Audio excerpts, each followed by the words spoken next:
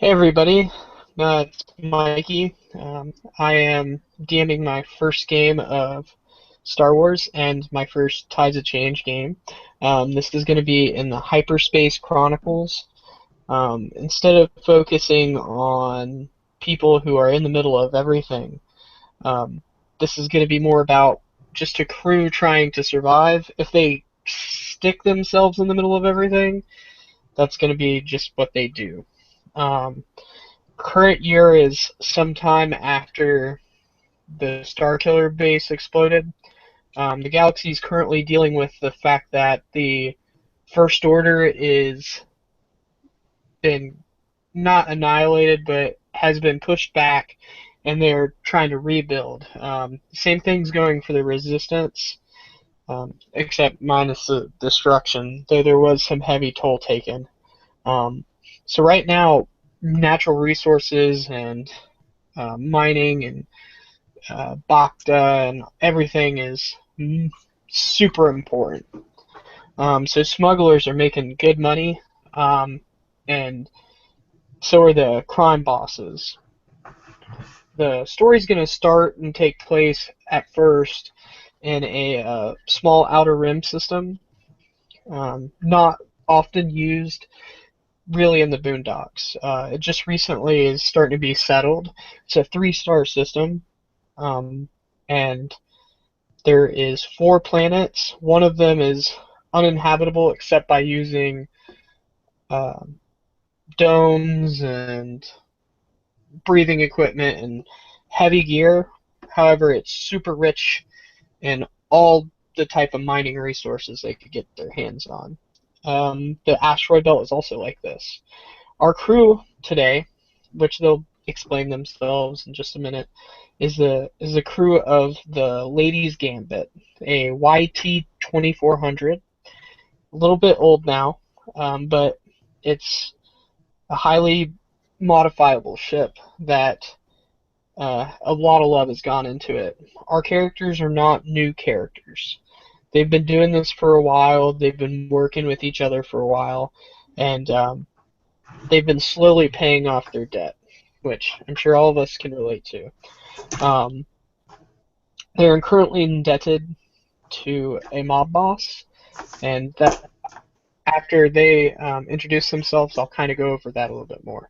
So if we can start with our captain, then go to the engineer, then we'll go to the doctor, and then finally our gun-toting bounty hunter. Okay, hello everyone. My name's Nick, and I'm going to be playing Mako Tursu. He is our human smuggler with the specialty of scoundrel gunslinger.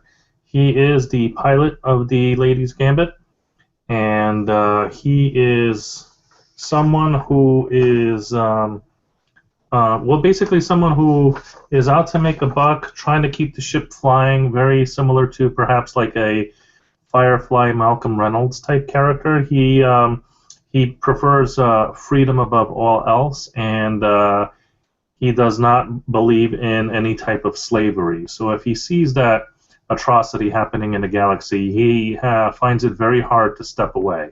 But other than that, he's out to help his crew make some money and keep the ship flying. Okay, my character is Rias Fum, and he is a Sullison artisan, a force-using character. Uh, Basically, he's a jack of all trades. He's an excellent pilot, a master mechanic, astrogation specialist. Basically, anything that have to do with ship, he knows how to do. And he's very unserious, a bit of a prankster, and basically just wants to go out and have fun and do whatever he can.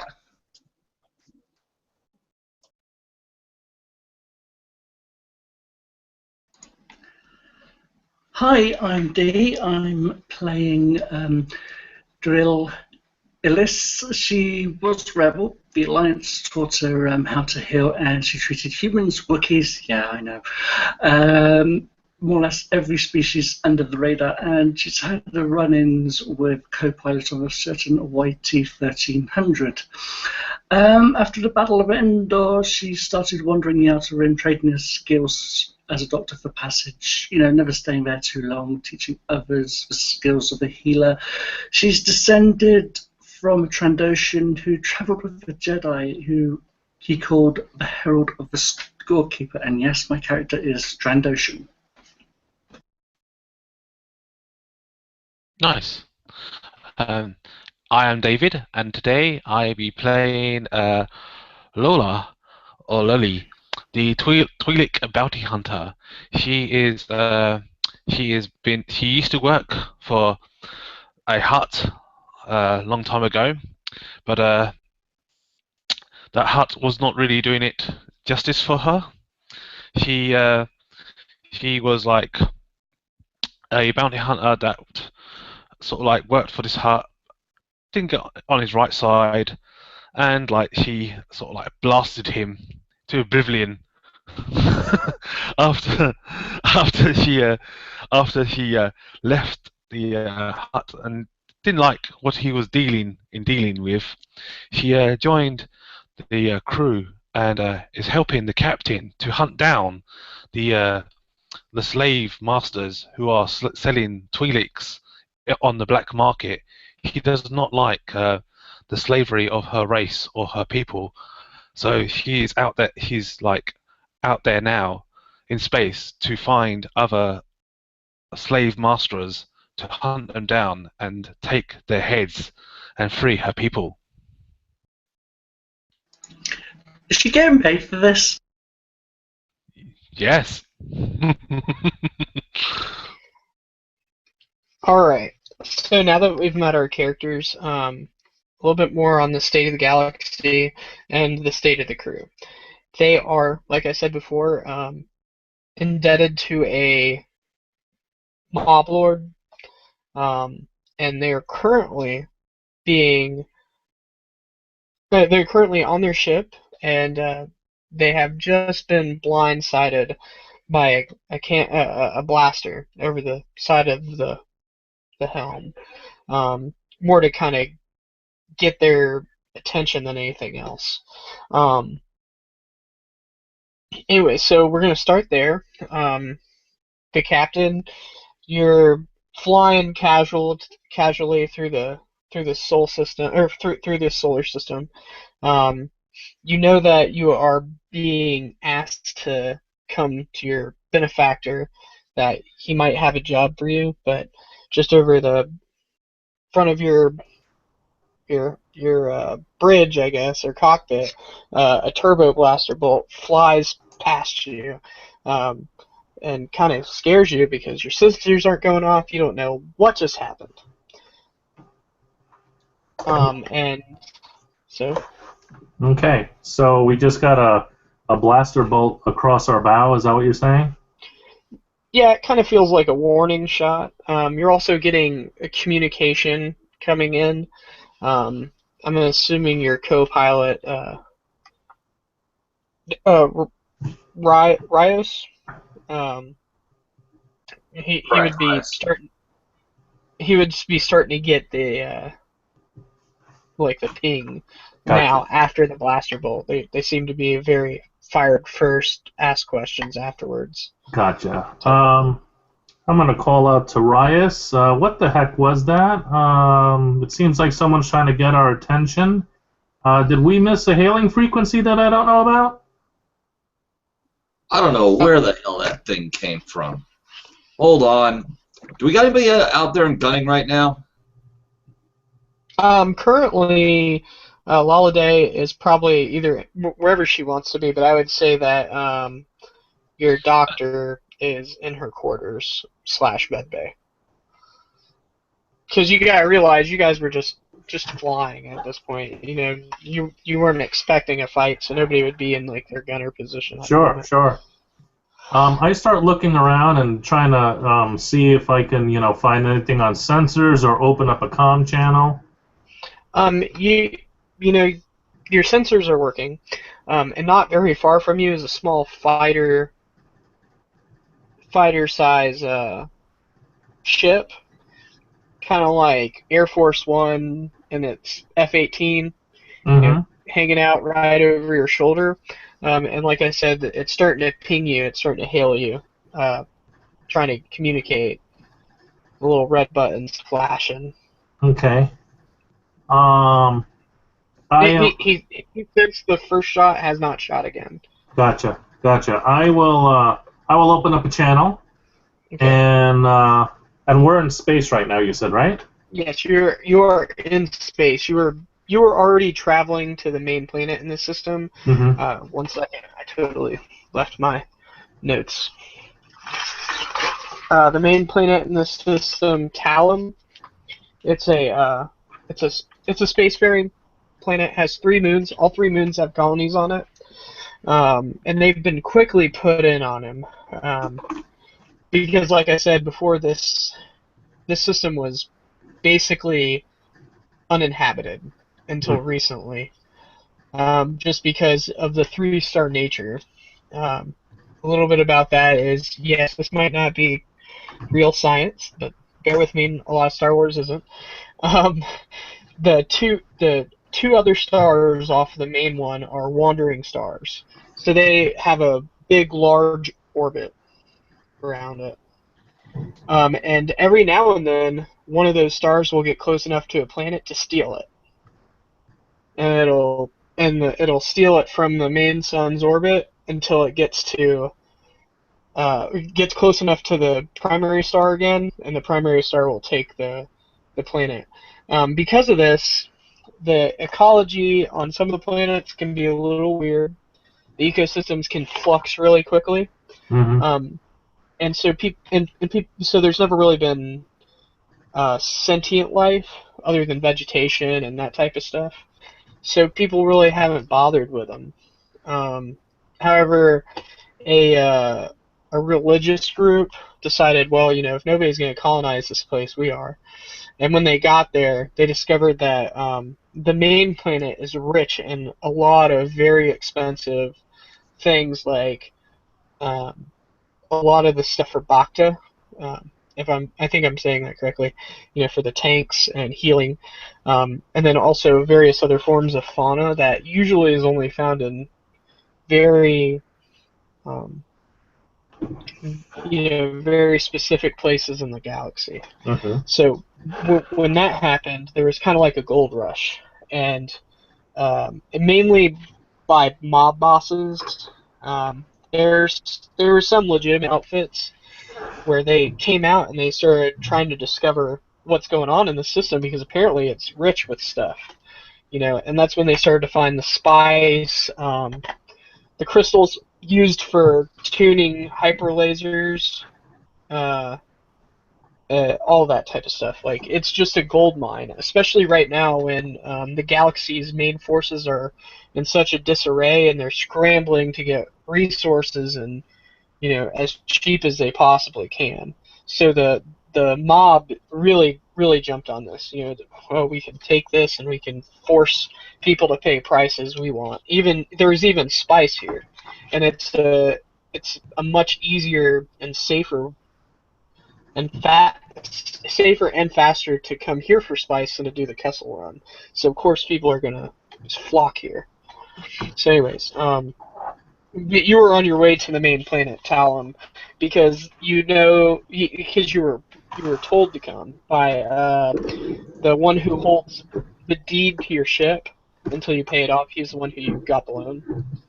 Um, his name is Ven Vodka, like the drink. And he's in.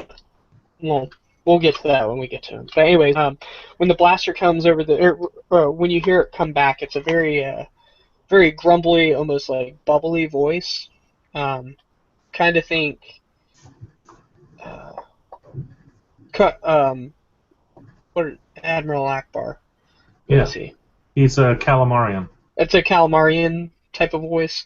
He's like, Mako, you I thought I told you that the next time you came into the system, I wanted my money back. He's like, I saw your hyperdrive signature coming in, and I knew it was the Lady's Gambit. I figured I'd come say hello. Do you have my money? and you'll know that your guy owes a tiny bit of money, especially in comparison to what you owe on the ship, to a Calamarian who upgraded y'all's turrets. Um, However, you don't have all of the money. You have a bit of it, Hmm. and he's So just this trying to figure out what's going Calamarian, on. this Calamarian is not the person that we intended to see, correct? No, not yet. Okay. So what is his name? His name is Oko, and he has a really long Calamarian last name. Um, that mostly sounds like Bubbles, but his friends and people who deal with him call him OK. Something he likes to say a lot in conversations where when he gets upset, he's like Okay. blah blah blah blah blah. Okay, blah blah blah blah blah. Okay. Well, I open up the channel back and I start kind of pouring on some sweet talk here. Oko, my friend, this is wonderful. I can't believe that you came all the way out here to greet us. I mean, I was going to call you as soon as I landed. I was hoping we could talk about me paying you back and what you might need, and we got some of the money, but I was hoping that we could have a conversation and I could talk to you about all these wonderful prospects that we've been getting. I want to cut you in on some deals, my friend. Oh, Mako, you've not done me wrong so far, but I really need that money. I've got bills to pay too. He says, but I'll meet you down on the planet, and we can talk more about it. He's he and you can hear him typing something on his console, Mhm. and as he does, his ship his ship's lasers fire across your bow again, and he says, "But don't make me hurt you." He's like, "Cause these lasers, okay." He says, "They're top of the line quad turbo lasers on this fighter." He says, "They're not even supposed to be on something this size, okay?" He says, "I'll take the gambit out of the sky. I will." Okay, okay. And I'm like, Oko, come on now. Like, there's no reason to be blazing your lasers across space. I mean, the planetary sector police might get the wrong idea. Let's talk about this. How are you going to possibly collect money if we're junk floating through space? Now, He don't says, you "I know." comment about that junk line. I know what you're thinking, but the Ladies Gambit is a really well put together ship. He says, she looks like crap, but that hyperdrive is worth more than the ship itself. Don't let Fum hear you say that. He's very sensitive. We've talked about this. He laughs. Okay, okay, okay. And your sensors are picking up him pulling off of your bow and heading down towards the ship. Heading down towards the planet. However, you're not actually going to the planet. You're going to one of the moons, where Vodka has his kind of like base of operations, which is really just a huge nightclub, um, where think Mos Eisley but fancier. It's a wretched hive of scum and villainy for sure. Mhm. Um, one of your what place that you guys frequent? I wouldn't say you guys are not welcome in those type of establishments. Those are probably some of the more fun places that you like to go. Um, but yeah, so he goes off down to the planet. Are you gonna follow him down to the planet? Are you gonna go to the moon station, or you just? I mean, what's the plan? So, we have an appointment to keep. Is that correct? Yes. Something about you've never actually. This is to be the first time you've actually met him in person. Um, a little bit of the rumors of what he is an I might be murdering the pronunciation of this, but an ominoid. They're a six-fingered race. I don't know why I put my hand up there. They're a six-finger race with Are you a no six-fingered vocal man? cords. No, but no vocal cords, so they have to wear this mask that looks similar to a breather mask. for them to speak common or to speak period. Normally they do this like super complex sign language, um, and they're really good with finances. Their planet is probably one of the richest. And their system in general is probably one of the richest systems in the entire galaxy. They're like everybody on their planet is in the top 1% of the galaxy. Um, their politics are really diluted with laws because they don't actually ever get rid of laws. They just make more laws to counteract the laws they already had. Mm. And so making a deal with them is sort of like making a deal with the devil. You take that to whatever contract you sign with them, you take it to another hominid to look over because nobody else can even come close to being able to translate it. Okay. So what we're gonna do, I think, if everyone is in agreement, we're gonna follow Oko into the upper atmosphere, and I assume that it's a little harder to get out of the upper atmosphere than it is to obviously fly through space. So the minute he starts breaking atmo and starts going a little bit further down, we're gonna turn and head to the moon. All right. That sounds Good on you, Captain. Mm-hmm. Can you? We'll send him some kind of broken up transmission that we'll have to see him later. Something's come up. It was nice to have seen him again. And don't call us, we'll call you. Hey, do you want me to give him a good old kick up the rear as he descends? As much as that would make me happy, it sounds like he's got a lot of firepower on his ship, and I don't want to ruffle any like sector police or mobsters that might be here.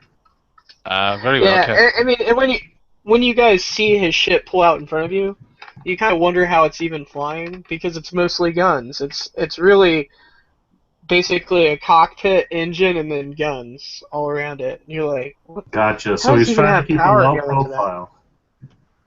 Yeah. And you're pretty sure most of those are restricted.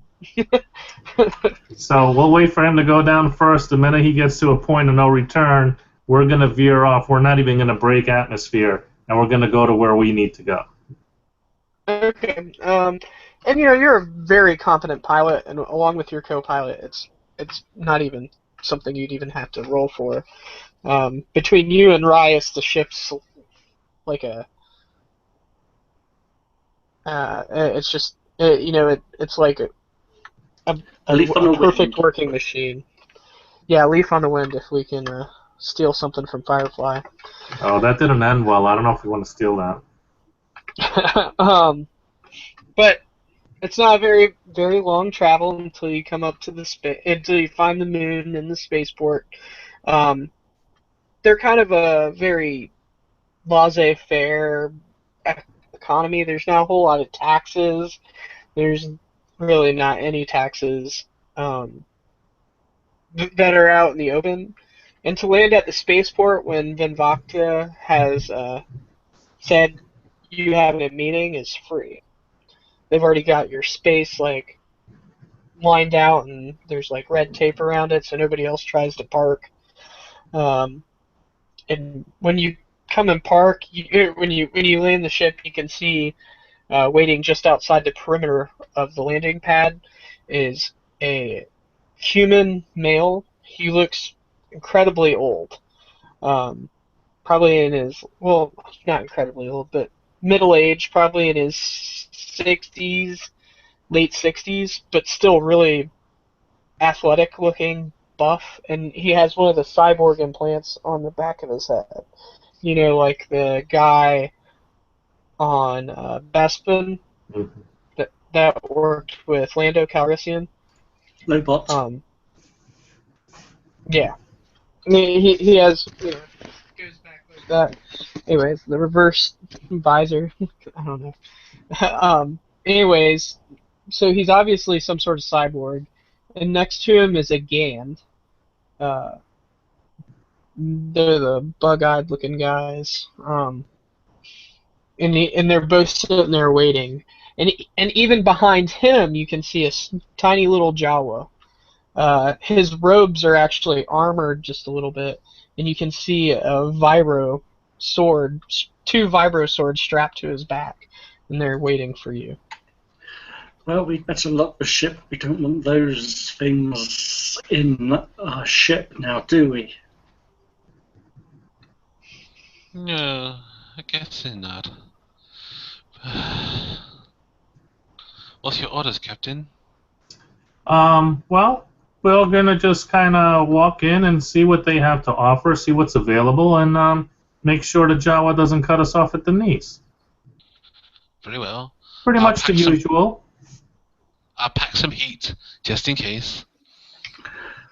Well, lucky for you, my limbs regrow. And I kind of look at the rest of us. I'm like, how is that gonna help us again, Doc? Didn't mean anything about helping you. Just Nice. me. Self-preservation. A good Trandoshan quality. Yes.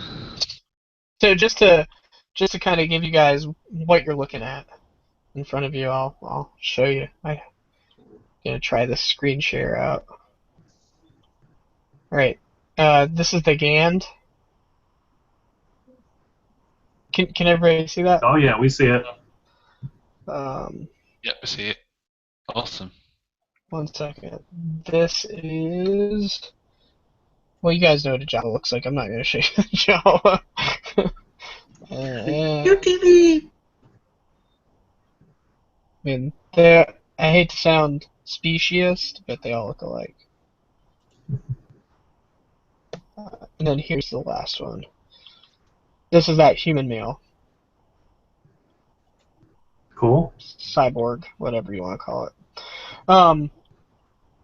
Anyways, when you exit the ship, are you guys carrying your weapons and blasters and arms Yeah. by the teeth, or? I do have a Yeah. holdout blaster, but I got a. Basically, if somebody tries to do a perception check on me for to look for a weapon, they're gonna get a setback. Okay. Oh yeah, I'm carrying a heavy blaster in my hand. It's like it's like I'm a bounty hunter. I don't give a damn. It's just like it's locked to my side, to my hip. I come out, with a little bit of swag, a bit like almost like a a gentle way of a bit of a Twi'lek sort of nature, and just look at the sky and wait for the captain, and I sort of like pull out my heavy blaster out of its satchel, point it towards the ground, and like stay at the captain's side and say, "I got your back, Captain." Okay, so I kind of tip my my hat to him as well, and I'm like, all right, everyone, let's be casual, but keep your eyes open, and let's see what this place has to offer. I have my weapons as well. They're all holstered and everything, but we're just kind of walking into a typical, I guess, place that we'd walk into unless weapons are prohibited. We're kind of armed and ready to go. No, you guys know that weapons. There's no restriction, even on a blaster rifle. There would be no restriction. Mm-hmm. When you guys come out, those three greet you. Mm-hmm. The human comes up and he has a very modulated voice, like his voice box has been replaced a time or two, kind of auto-tuned, and he says, "Mr. Vodka has been waiting for you. You're to follow us." I straighten out my trench coat a little bit, and I'm like, well, let's not keep them waiting, fellas. Or ladies and gentlemen, I should say, because a couple of our crew are ladies, right? So Yeah, half of it. half of the crew, ladies and gents, let's not keep them waiting. And I say to the cyborg, after you, good sir. He begins to lead, and you notice that after he takes up the lead and you start following, the other two kind of fall in silently behind you.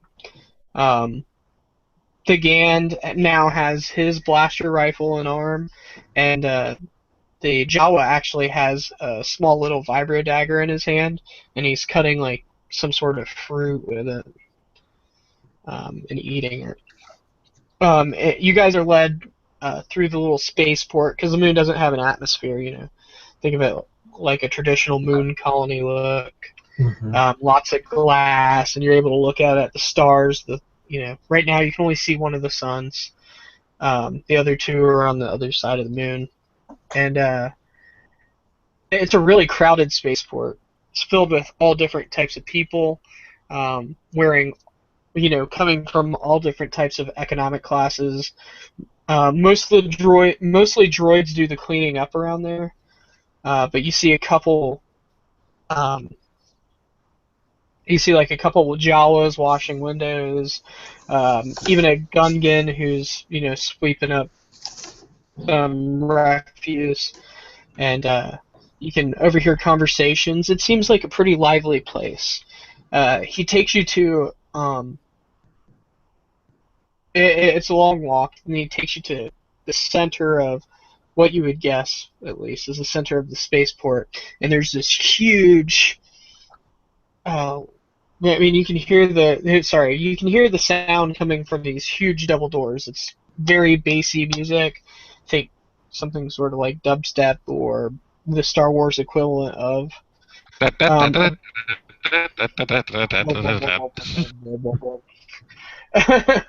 Um, Over the doors, it says a shot of vodka, and that's obviously the club's name. Um, Outside of it, there's a line going all the way back to two or three blocks. Um, and at the door is a Twi'lek, not security guard, but she's like checking IDs and credentials and stuff like that to make sure you're old enough to go in. And behind her is a Wookiee, a very large Wookiee, with the top of his hair is spiked in a kind of a mohawk. I mean, it's not shaved, but it's spiked up like that, and that's been dyed red. The rest of his head hair has been pulled back into kind of like braids, and he's really big even for a Wookiee, very muscular. Um, but as soon as he sees the human, he moves to the side and opens the doors. You hear a couple people yelling, "Hey, what's going on? Why do they get to skip in line?" Blah blah blah. And then you hear Gumbe go, "Those are Vaca's personal guards, dude. They get. I mean, shut up. You're gonna get us kicked out. Oh man, I'm so sorry. Oh shit, hide." And you see a couple people run to the wall so the rest of the line covers them up. The Gan shoots his eyes over at the crowd and it's like, I guess narrows him if a Gan can, shoots him like a dirty look. A Gan, dirty look. Anyways, as he takes you through the club, it's a very packed nightclub. It's very high class though. There's a lot of, everybody's dressed nicely. There's Twi'lek dancers all across the place on kind of like in cages with like poles. They're kind of like cage pole dancers. People are throwing cred sticks at them, and then there's even like a little swipe thing at the bottom of it to where they can swipe their cred card if they don't have sticks to throw. There's a long bar with 4 or 5 bartenders from various different species. And it's a very multicultural thing. On the main stage in the back, there's some sort of multi-armed creature. On Phantom Menace, the announcer, the thing with 2 heads and 4 Yeah, arms. yeah, I remember He, that. um, there's one of those, and they're kind of messing with this weird instrument that's making all the music. I guess like the DJ. Anyways, he takes you through the club. People, as they're walking through and they see this cyborg, are moving. The tide is just separating, and they're giving you at least 2 arms length of distance. Mm. How does the Wookiee react to me? Should there be a racial thing? I'm sorry, I'm not Yes. really familiar with your species. Do they Yes. hate each other? Yes, basically Trandoshans hunted Wookiees, or probably still Okay. do. So when he saw you in the beginning, you could see that he was very upset and almost made a move for you. But then when he noticed who was surrounding you, he backed off and kind of bit his lip, so to speak, uh, and sucked it up. Was there something you wanted to do when you encountered the Wookiee? Yeah, I was thinking something like a cool check Okay, on sounds good. on the Wookiee's part. Um, I can tell you he's gonna pass it. Yeah. Yeah, I mean, I'll roll it, but he's gonna get some boost dice to it, just Okay, I because of do the. have. I have 2 ranks in. Oh, no, I have nothing in discipline. So let's rewind. You didn't go through the club yet. Yeah. Okay, easy. We're gonna have to do. Just interrupt me, guys. If there's something you'd like to Yeah. respond to ever again, just like be like, hey, 1 second. Oh, yeah, I like Okay. to respond to the. I Yeah. like to respond to her. Okay, well let's do the Trandoshan thing, and then you can deal with the Twi'leks. Okay. I have 2 ranks in cool, which will give him an opposed check of. I think that's 2 reds, I believe. Okay. I mean, let's hope he passes it. Nope, just advantages. Nope, he doesn't pass at all. Okay, he starts getting upset and make a move towards you, and as he does that, the Jawa steps in front of him and hands him a piece of fruit. The Jawa doesn't say anything either. Like, he steps in front of him, and the Wookiee looks down and sees the piece of fruit, and they kind of, when you make eye contact with somebody and you can just hear what they're saying in their head. Does that make sense? Yeah. Just by kind of like what their eyes are telling you, and I'm gonna actually, when I see the Wookiee move, I'm gonna do a influence power, You can do that too. and I'm gonna use the light side point on that one, and basically it's supposed to stress the mind of one living target, which is the Wookiee.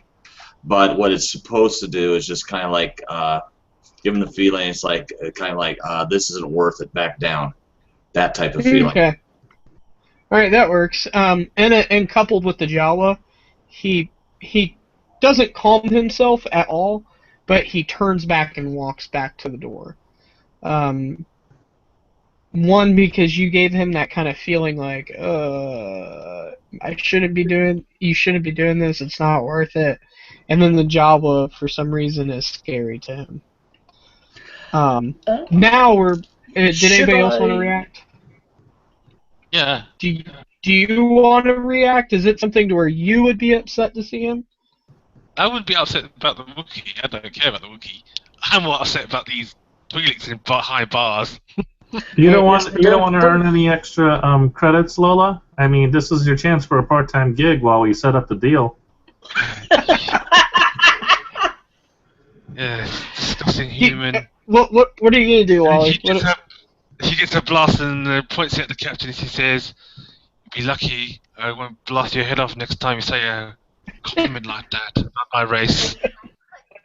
And I just kind of smile at Lola, give her a knowing wink that we're just kidding, and I'm like, you should try it sometime. Maybe they'll get a bigger cage and you can actually strut your stuff. Can I smack you with my gun? Okay, could I Did she just? Yes, she did.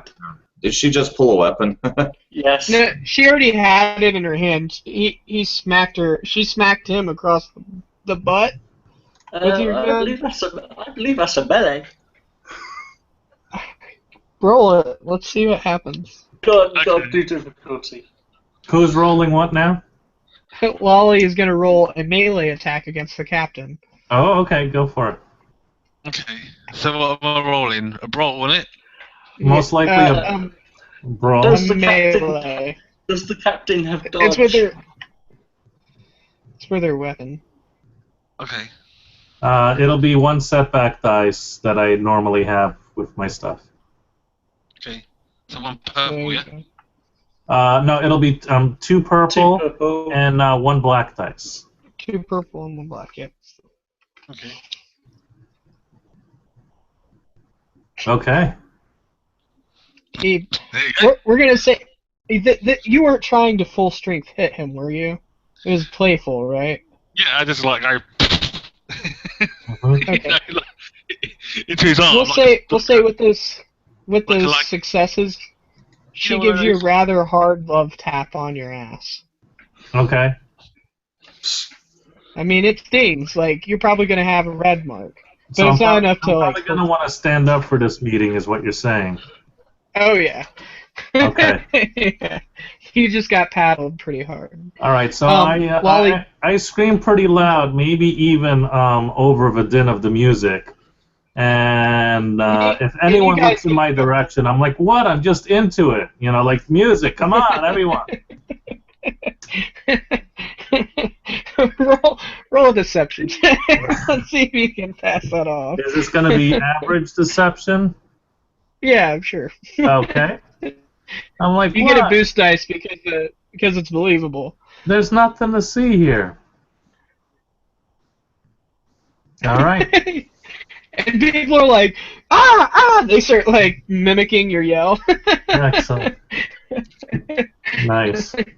Yeah, ooh, ooh, ooh, that type of thing. You still do have You, that you see a open-ended couple people policy.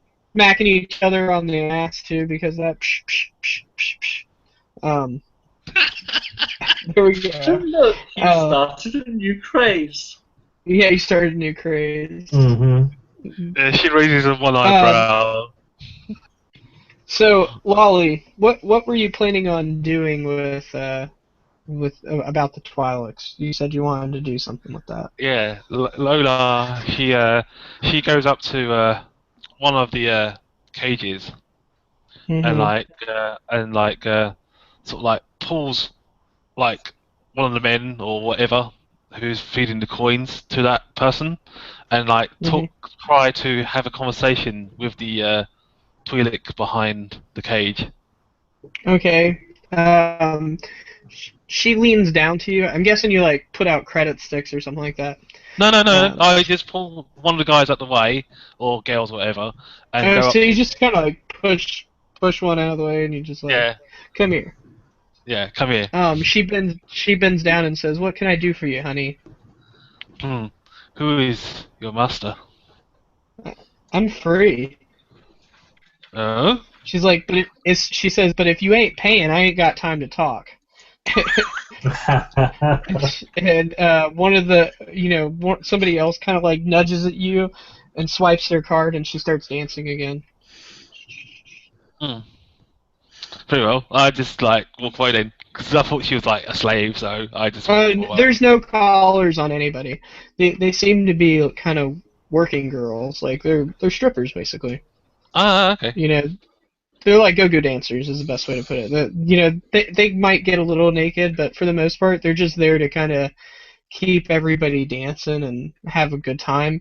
And then people can swipe their cards and give them like drinks or tips, and then you can also give them credit sticks. And when you do that, you can give them a request or something like that, or you can even take them into like a VIP area.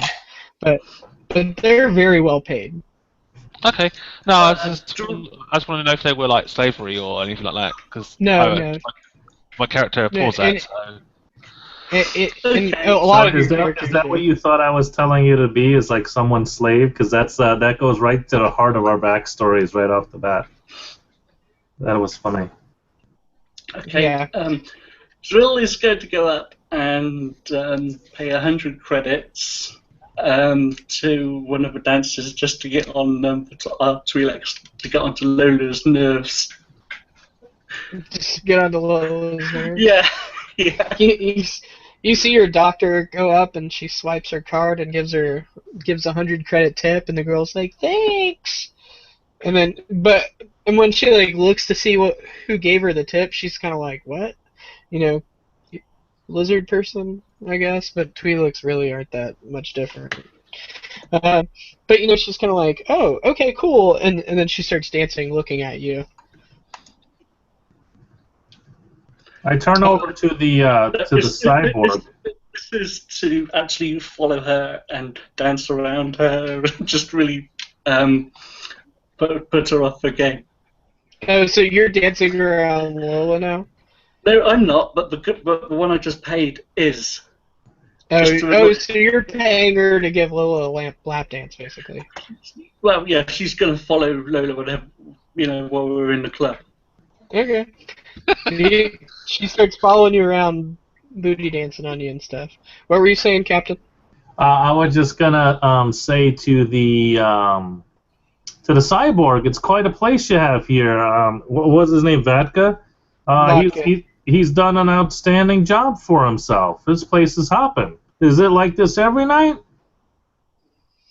He kind of gives you like one of those data looks, like he looks over at you and cocks his head. And he says, "We need to continue moving. You will be late for your appointment." And he looks forward. Mm-hmm. And I just kind of do a sarcastic, oh, quite the conversationalist. We'll lead on, of course. No, I didn't, and I'm just kind of messing with him a little bit. Okay. He seems immune to your charm. like it's just going in one ear and out the other. Right. If you could see ears, but you can't. But anyways, you got.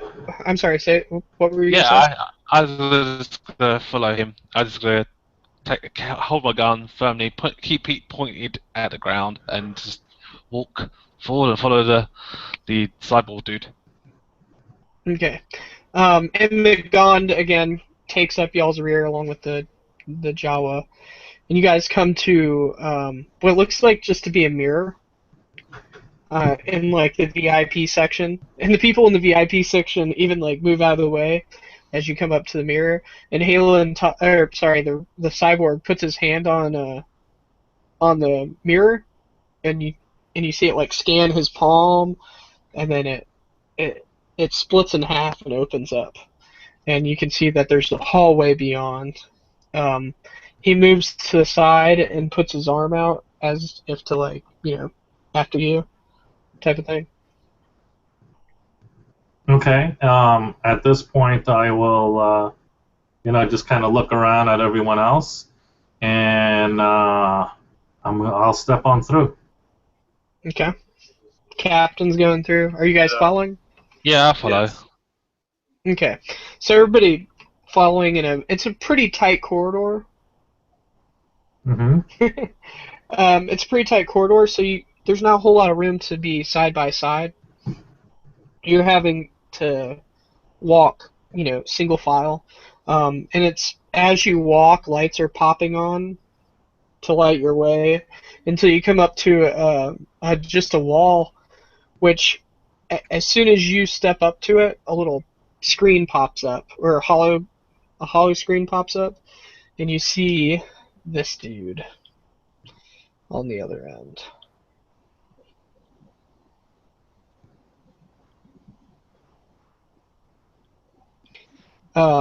Except more older, like much more wrinkly. Mm-hmm. Into the mask, there's several tubes hooked into it, and you can see in the background like IV bags and all sorts of things. Like he's just hooked up to it.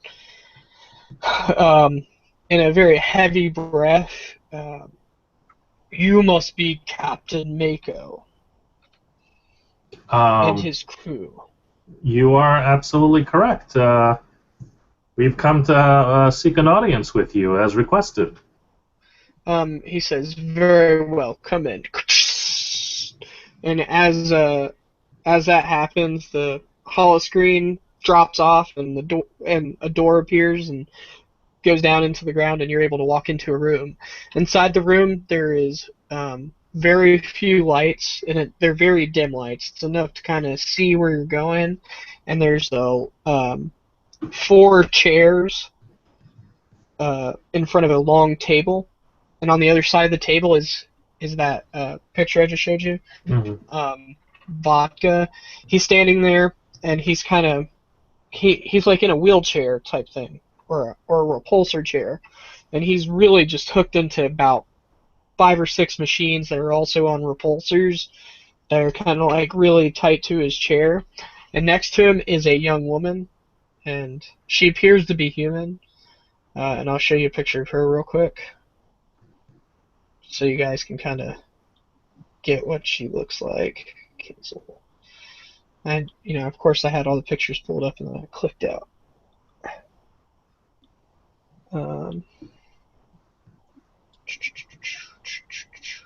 Sorry, guys. It's all right. I like the fact that you use pictures for the game. That's pretty cool. Almost exactly like her. Her skin does have a tiny bit of a blue tinge to it, but it's like this weird. The best way to describe it is like a tan blue. Maybe there's just like this underlying blue, and her normal skin is tan. Like kind of like a bruise, I guess, like a very light bruise, and it's just when the light hits it just right. Mm-hmm.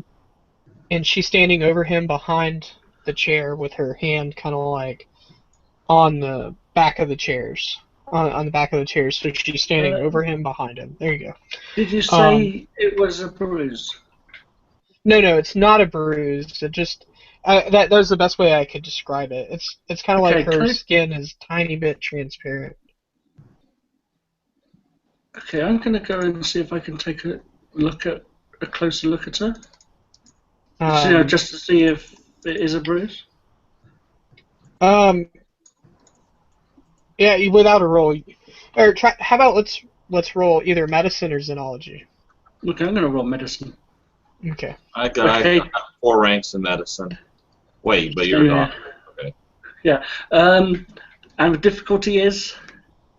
3. Okay.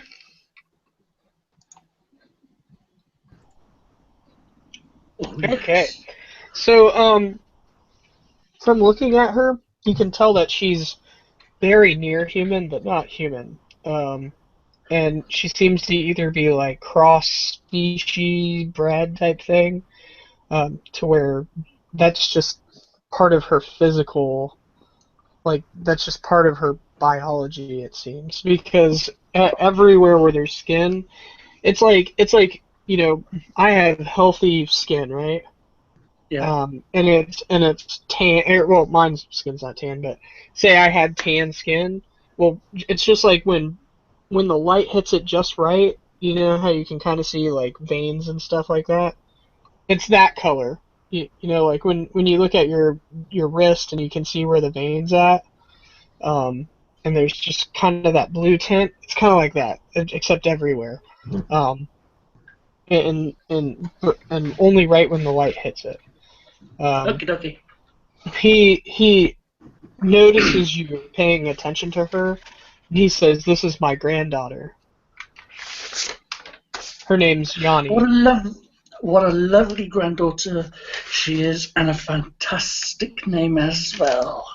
And she kind of like cocks her eye at you, like, okay. Anyway, so he says, "Please have a seat." And again, there's a table. And another like 2 or 3 like 3PO protocol droids come in as you guys take a seat, and they have like a little data pad with them, and each of them, or sorry, 4 of them, and each of them comes up to you and is like, "Would you like a drink?" Yes. I'll have a good old scotch with ice.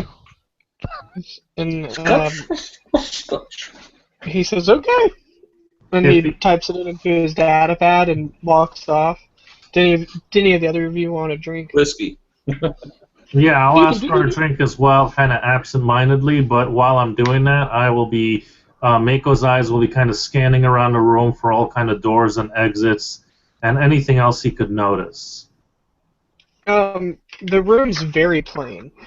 It doesn't even look like the wall that or the door that you came in is gone. You either it's seamless, like you can't even tell where it was, except for that you know it was right there. Does that make So, sense? Yeah, so that so troubles Mako quite a bit because you probably feel a little trapped right now. So every time a droid comes in or someone else enters the room, he's looking to see where they're coming from and where they might be going to.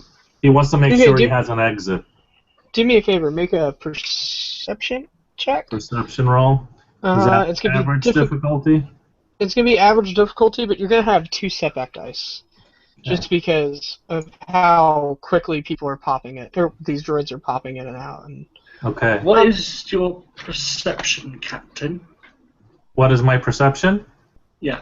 Well, my dice roll is I got 2 success, but I'm a yellow and 2 green. and Right, okay, you're higher.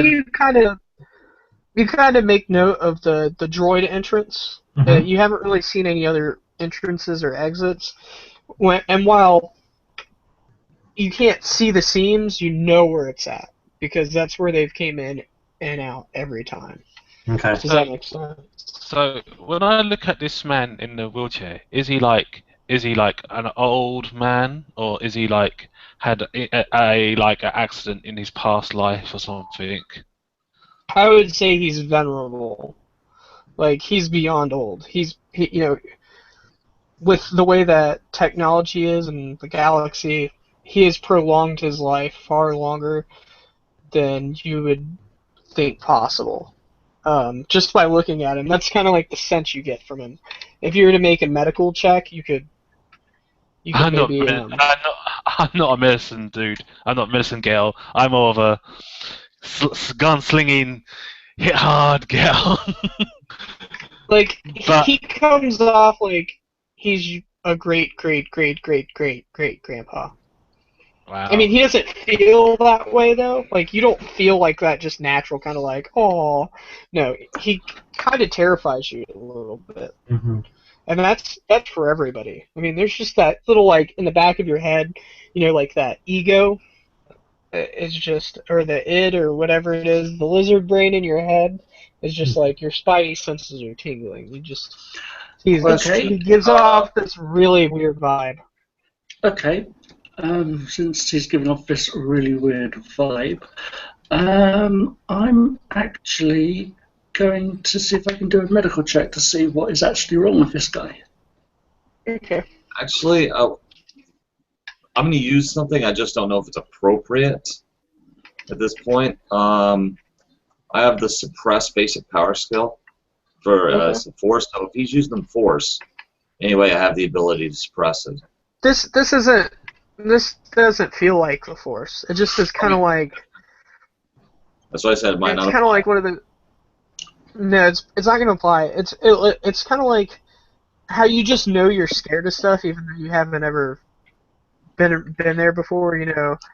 Like you know that if you looked over or you know that the first time you look at a Tyrannosaurus Rex right in your face, you're gonna be just terrified. Except Mhm. maybe not quite that obvious. Basically, he Like looks he just very creepy and unnatural, is what you're saying. Very unnatural with his age. unnatural, but it's more than that. It's like that tiny, super primitive part of your brain that recognizes things that are like predators and things you're just immediately scared of. When you're born, you're not scared of you're not taught to be scared of the dark. You just are scared of the dark, and you just are scared of falling because of millions of years of evolution. The Mhm. heebie-jeebies.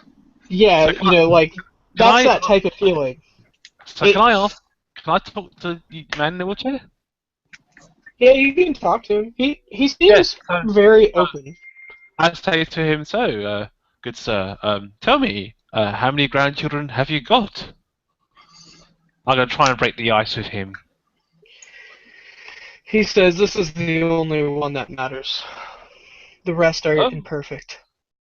really? Yes. Oh, Okay, I am now definitely, but he says, this is the one that's perfect. I am so definitely going to take that medical check. Okay. Anybody else want to do anything while she's rolling that? Yeah, I'm just going to start a conversation with them and be like, so, it's a pleasure to meet you. I don't know whether to extend a hand, like you're mentioning, like it's kind of awkward, but I definitely will grab a seat, and if there's anything for me to put my feet up on, as inappropriate as that may be, I will do that. Okay. When you put your feet up on the table, he noticeably does what I just did. He kind of just like, Mm-hmm. kind of like he kind of like twitches visibly, but Mm-hmm. he doesn't say anything. And then what did you say you were gonna say to him? Oh, I'm just going to say, it's a pleasure to meet you. It's a wonderful place you got here. But, well, look, let's talk business here. What can we, the crew of what was the name of the ship again? The Ladies Gambit. What can we, the crew of the Ladies Gambit, do for someone like yourself? It seems like you've got everything you could need. Okay. 1 second. For the medicine roll, it's gonna be a difficulty 4. Anyways, he says, well, while we have not met before, not that I normally meet my debtors, I require a ship. A fast ship like yours, and one that is good at smuggling, obviously. Holy shit. I'm sorry. let me let me finish let me finish this little conversation, and then I'll go to her medical role. Holy crap. Good work, Doc, by the way. So he he's like, I require your ship. I know all the schematics of your ship and what it can do and what it could do and what it can do. And And at that point, I interrupt them. There's nothing that the Ladies Gambit can't do. But go on. he he chuckles. He says, I like your confidence. He says, and I know what your crew can do. And he tosses dossiers out onto the table in front of each of you, which it's your own dossier. And if you were to go through it, it's like looking at a record of your life, almost from adulthood on. Like Mm-hmm. he's just like he ran the most extensive background check. He could write a biography off of what he has in these files or in the data pad. How did you And get hold of this? he says, I have long-reaching connections. He says, you can never be truly sure of who people are in this galaxy. He says, could be a janitor, or it could also be one of my ears. And again, this is all very modulated and kind of coughy. He's coughing quite a bit while he talks. Okay. He says, what do I actually get with my successes and my okay, yeah, triumphs? let's go with that. So your successes, which are amazing, you can tell that the part of her skin, like that whole little phenomenon with her skin. No, the old guy. Oh, it was for the old guy? I thought you meant the medical. Oh, on him, Yes. he has quite a few degenerative diseases. You would say that knowing what he should, a person his age should look, or a person of his species at certain ages should look like, you can tell that he's drastically prolonged his lifespan. By the machines and stuff, you can tell that he's got think like couple stage 4 cancers. He's got kidney failures or the equivalent of for his race. His he's got uh, fake lungs. He's really really old. Um, you can decide what your triumph decides. I can decide what my triumph decides. Yes. Ooh, And okay, it guys. should be related to this Any, medical check. His a, daughter or the situation? Well, I got one when I was scanning the daughter as well. So, any suggestions, guys? If you Um, did, actually. I'm so sorry, I missed that triumph.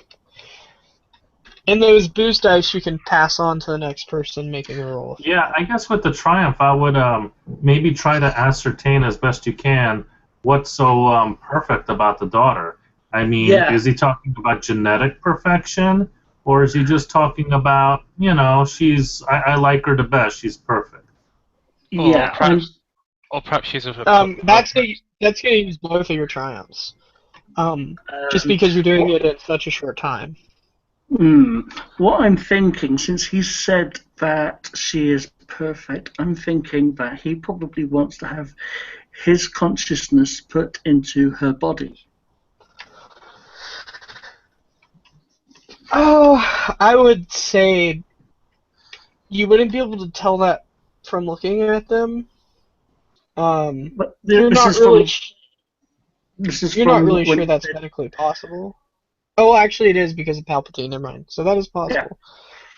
Um, yeah, but because wasn't and with his multiple failing organs, um, hmm, definitely thinking that if he can't get his mind into her body, then he probably wants to put it into the main ship's computer. no. Okay, so using your triumphs real quick. You can tell that she is genetically perfect for a human, or mix of whatever she is. She is perfectly symmetrical. Uh-huh. Her eyes are feel like she almost you could say is genetically engineered to the point of where she's at. You notice that there is very little body fat on her above what would be necessary, and her muscles, while they're very, very lithe, very, very, they're just barely defined, but you can tell that she's pretty strong, and her eyes seem really intelligent. You would have to say that millions and maybe even billions of credits were spent in genetically making her. I thought genetic engineering was against public policy. I mean, a lot of things are against public policy. I'm pretty sure selling spices against for public policy, but people Yes, do it. but genetic engineering, come on. Yeah, just telling you. No, that's And exactly from this is what she says. Genetic engineering, I believe that's the case for public policy. and then also from him, when you how old he would be, you couldn't give it an exact number, but you think he was around for at least the Clone Wars, maybe prior to that. So, and as an adult, if not old, while that was going on. All of the medical equipment he's attached to is top grade. Like right there, you could pay for the Ladies Gambit 5 or 6 times over. Okay, let's kill him. There you go. I'll stop that. But anyways, back to the conversation. He says, Yes, I'm hoping she's keeping that part in her head. Let's kill him. Oh, absolutely. he says, your debt is rather small in my eyes, but I'm sure it's quite large in yours. He says, again, I know what your computer is capable of, and I have a mission for you. He says, this system is very rich in its natural resources, and I need somebody to take samples of these natural resources to buyers. Unfortunately, I don't trust anyone. And I know from your track record that if I give you this stuff, you'll deliver, especially if it's for the right price. He says, so I'm thinking I can half your debt to me, and I will pay a reasonable amount to allow you to outfit your ship afterwards. And yourselves. I'm gonna use an influence, force influence. and to where he wants to give us a little bit more. Okay. Light side point. Does he get a counter roll of any sort? From what I understand, no, unless he's force sensitive. They do talk about like very, I guess, potentially. It's kind of a guiding. It's like kind of a guiding feeling he would have. It's like, you know what? They're worth a little more than what I'm saying. It's a guiding feeling. I'm not directly influencing, just kind of a. So you're not like Jedi mind tricking him? No, not So Jedi mind. In other words, I'm not trying to convince him something that's not true. It's kind of like a slight influence. He says, and you know what? If you perform well, there could be more opportunities in the future, and I might throw in a little extra. Yes, So let me the, get this straight, Vodka. You want us to take a couple of samples and just show them to people, and half our debt is going to be gone? He says deliver them, but and he starts coughing so heavily that he has to stop talking, and he kind of like spins his chair around and goes out another door, and Yanni takes over, and she kind of like leans forward on the table, and she says, "What my grandfather was about to tell you is most of these samples are highly illegal, restricted beyond the normal level of restrictions." She says, and they're quite valuable. I mean, maybe they're not that crazy restricted, but they're very valuable. No. She Are they says, on, Are they valuable? Are they valuable to your grandfather to keep him healthy and well? some of them, she says, a lot of them are valuable to everybody, though. She says, we've been able to refine, or the plants on one of this planets is allowing us to produce bacta, which is normally only found in certain parts of the galaxy, and we're able to do that on a large scale. There's also mining that's allowing us to, build better focusing crystals for weapons, and the spice is quite potent that we've been mining, and normally we would send one of our own ships, but we would really like to keep this on the down low that we're even shipping at this point. We've been having to kind of fight a small battle or a small war with outsiders coming in that aren't welcome to keep them out of our business. And So, are you dealing with the Huts? she laughs. She says, "The Huts deal with us." She says,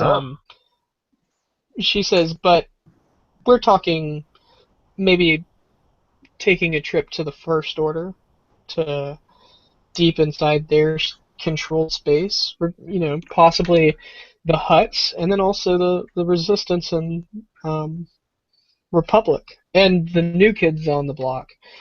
We've been getting reports of Star Destroyers built quite differently from the First Order, and they're attacking the First Order.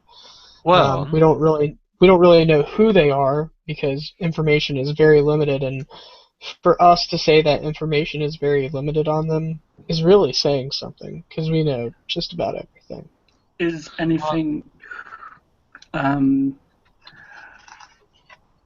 biologically hazardous? She says possibly, but everything will be in safe containers as long as you don't go looking through the stuff. And then she says, on that note, I would also like a sample of this bacta, if you don't mind. She says, we'll provide you with enough to fill a tank. I would also like a little sample, just enough to ascertain its authenticity. She says, okay. It'll be brought to your ship along with the rest of the supplies. Or do you want that now? And I would like the samples, well, now if that's possible. Okay, she pulls out a data pad and she hits a couple buttons on it. And shortly thereafter, a small one of the floating astromech droids that interrogated Princess Leia and injected her with something. Mhm. Oh Floats yeah, into mind the probe. room. Yeah, floats into the room from there, and in its like one of its claws, it has a vial of Bacta, or Okay. what you would assume is Bacta, and it places it on the table and then floats away. Okay. I'm going to do a authenticity test. Okay. We'll call it medicine. Or Yep. yeah, call it medicine. Did anybody else want to do anything while she's doing that? Yeah, I like. I just wanna. I'm sorry. Go right ahead. You first. Yeah. Well, since you have information on me and know my sort of background and know exactly what I am after, tell me, where can I find these people who enslaved my people to set them free? Um, she says if you complete this mission, difficulty is going to be 3 or 2. We'll say 2. It's average.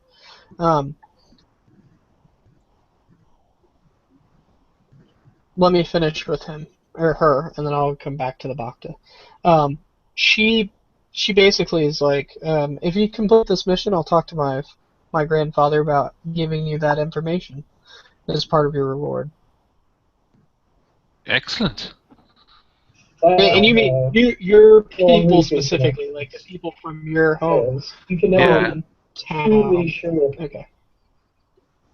It's like Okay. So because remember why people get sold off to as slavery to to huts, and she wishes to hunt down those slave trademarks people. So that's what she's after. okay. So now to the Bacta Triumph. It is the possibly the most pure Bacta you've ever encountered. It's a bit different, but you'd say its healing abilities are on par, if not surpassing, the stuff that gets hawked around in hospitals. Because it's kind of like Coke or any of those other type of drugs. In order to make it last longer, they cut it with stuff. This is pure. This is like by far the most pure Bacta you've ever encountered. And your triumph says that if you had time to study it, you could possibly even make this last longer without cutting it. Does that make sense? Like, you feel like that if you had time in the lab, you could mess with it and make it even more potent. There you go. Okay, then I'll keep that little sample that we've got. Not that sample, but I'm going to fill up this vial from the one we're going to be getting. I mean, to test it, you didn't really need to empty the vial. I mean, it was just a tiny bit amount that you used to test it. That's cool. That's cool. So she finishes her thought, and she's like, so the packaging, they will be all in secured like cases, and they're currently being loaded onto your ship now. And they'll be put in all of your smuggling compartments first, and then after that, we'll take up the rest of the area that we can. She says, but none of, and she tosses you kind of like an inventory list. She says, these packages can only be opened by the specific people you're taking them to. If anybody else tries to open them, a couple thermo detonators will go off per case. Oh, okay. Well, that sounds quite dangerous. It'll only be dangerous if you try to hack your way into the container. Oh, we would never do that. We're much too trustworthy. I just want to know, are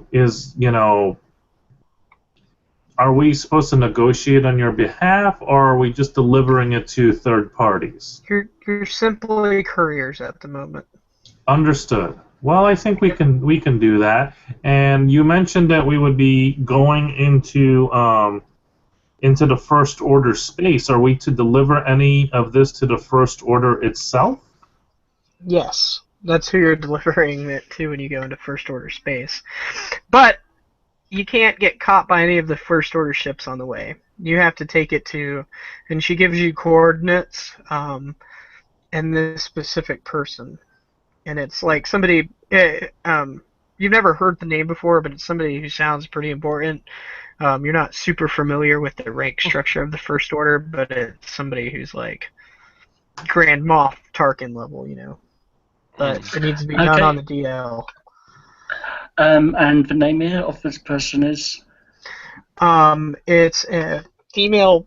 You would assume it's the name is Lila. Uh, crap. Lila Lagos. Lag apostrophe os. And she is she's like, I'll give you the rank later. I'm sorry, I didn't have a rank planned out. I forgot. Because I haven't looked up the First Order rank structure yet. But she's basically an admiral type person. Mm-hmm. The next person on the list is going to be Leia Organa herself. General Leia Organa. Person after that is a Hutt. And his name is Korik the Hutt. Can I do an underground roll to find out if he's like a filthy hut that does dirty things? Yeah, go for difficulty 3. Actually, give difficulty 1. He's pretty well known. Alright, cool. Because I don't like huts. Who likes Hutts? Nobody. I got 2 successes. I didn't get any successes, but there you go. Oh well, never mind. His name sounds familiar, but you're not really sure. Maybe later, if you could go through some of your data on the ship, you might be able to figure out who he is. And then finally, the last delivery is going to be to this new group. There's no name for it. She says the ones marked for them will open for anybody, or actually will only open for the captain. So make sure you don't abuse our trust. And she says as soon as you open it, like what's it called? Like recorders will go off, or it'll record the sound and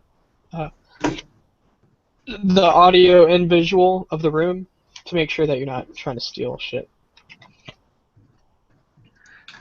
Can these drop-offs be done in any order? That'll take an astrogation check probably when you get back to the ship, but she doesn't care what order you do it in as long as you get it done. And every time you drop an order off, whatever they're going to give you, she said they'll give you a data file, and you'll need to make sure that you keep that and bring it back. Okay, so how the long- data file will be some kind of identifier letting them know who we're with and what we're here for. Yeah, Like she credentials? also she does give you fake credentials and all that time. Well, not fake credentials, but she does give you like authorized and licensed credentials that are beyond what you normally had. Kind of like a passport that would get you from area to area with a cursory glance, like, oh yeah, these look good. But if somebody really looked at them, they might not hold up. I'm sorry, and what is her name again? This is Yanni. Vodka's daughter? Granddaughter, Yanni Vodka. Yanni. And how long have we got to actually deliver these items and bring back the items in question that you wished? She says if you guys start taking too long, don't worry, I'll get a hold of you. All She right. says, but for now, do it as quickly as possible. Surprise us. If you get it done quicker, then I'm sure the reward will be bigger. She says, my grandfather is a great businessman. He awards people who do well for him, and those who do badly are severely punished. There's no real in between. I kind of gulp at that and muster up my best confidence and like, no problem. We'll get it done. Sounds like piece of cake. She says, I have every confidence that you'll get it done or you'll die trying. And with that, she tosses like a cred stick on the table, and she looks over at the cyborg, the Gand, and the Jawa who've been standing behind you guys the whole time.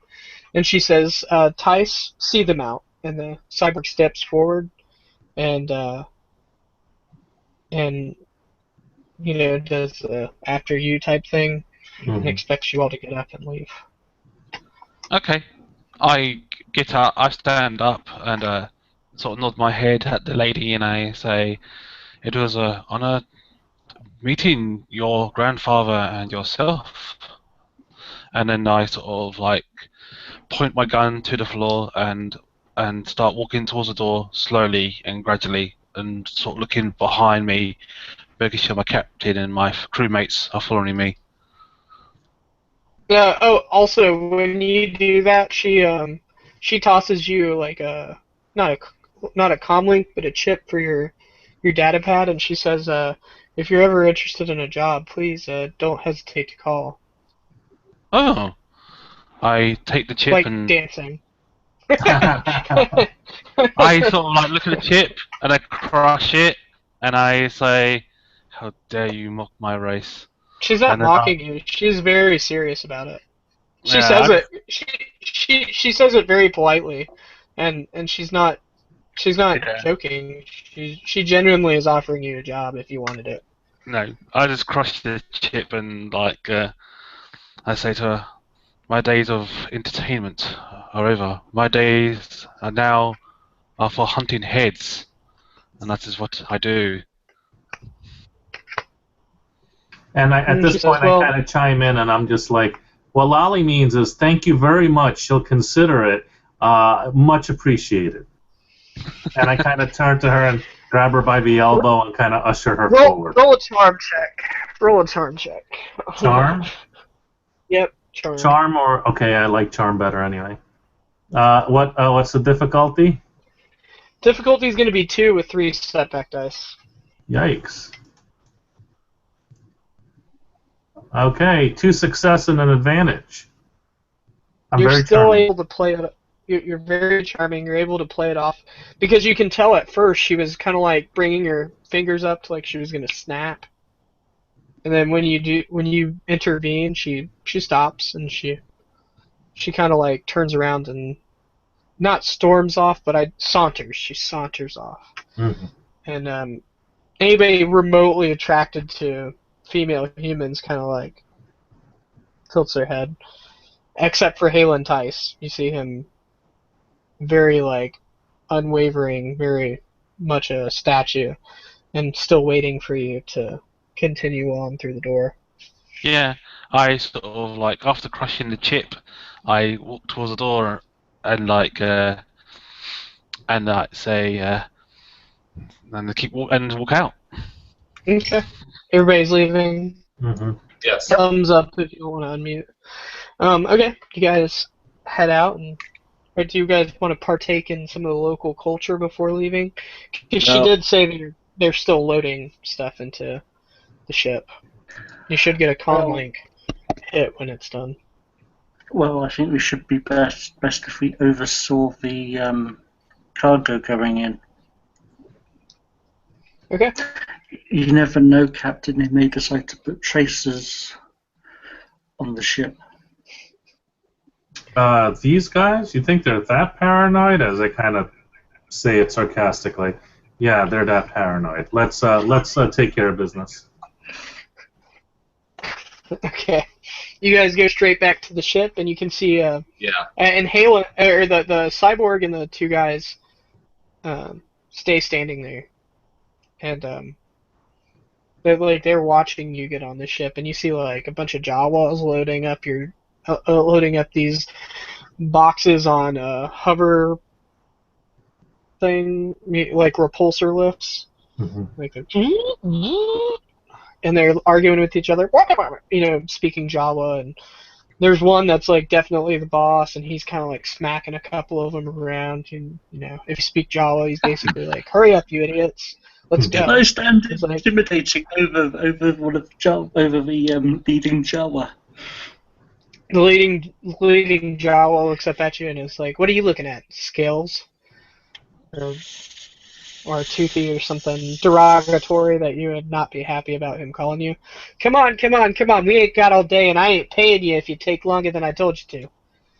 And he's like, basically just being a jerk. And you can even hear like a couple of the Jawas, again, if you speak Jawa, like cussing at him under their breath, and Mhm. Jawa, like, "Bastard, you don't see you working. We could get this You done a lot did. faster if your fat ass was helping." At this point, I Um, let the crew know how lucky they are that I'm such a kind and caring pilot and captain of this vessel. I mean, that's up to y'all to respond to. So I assume the He can't story be. now doesn't He have can't be so bad. You guys are still working with him. I mean, I just like once I go into the ship and I'm pretty mad, pretty angry with the situation, but I just walk I'm onto the going to ship. do a deliberate mechanics check and just kind of look over things, make sure that nothing is out of place, damaged, the whole rigmarole. As you Mhm. start looking it over, you can go ahead and roll it, but the leader Jawa comes up to you with a data pad. He's like, "You look like you're the engineer or whatever." He's like, "Here's a log of all the crap going on here, and how much it weighs, and hopefully you guys can carry this capacity, because I ain't taking it off." So what would be the difficulty on something like that? Difficulty 1. One? Well, yeah, it's not hard. This is your. I mean, Oh, it's yeah. not your ship, but it's your ship. You know what I mean? Well, see, I got all the manuals, too. Mhm. Wait, hold on, let me double check. I need to see something here. No big deal. Anybody else want to do stuff while he's going over the cargo? Yeah, I'm just gonna go to one of those virtual. I'm just gonna go to the cockpit, to the main room, one of those go to those round tables where they play virtual chess, and I just Uh, you're gonna go to like the common area. yeah, I gotta go to the common area and sit down there, and there's Well, I and can't downgrade more. yeah, if there's a Wookiee, I let the Wookiee win. but if, um, but if just not, like I'll just playing against the AI. yeah. Okay, that's cool. Doc, what are you gonna do? She's gonna get some ice for the captain. She's gonna get some ice for the cat Ice. for his ass. So anyway, that's my mechanics. Very appreciative. Holy crap, that's your Yeah, our mechanics. mechanic is awesome. You see as you're like watching the mechanic do what he does, she comes over with like like a jelly ice pack, and she hands it to you. She's like, "For your ass." I'm sorry, Captain. You're gonna have to come to med bay for this. It's not that serious. um, How should I call that triumph? That's a good one. you can call the Triumph however you want, but they are loading it very proficiently. Besides all their grumbling, like they're putting it in how you would put it in. And the cargo limit is perfect.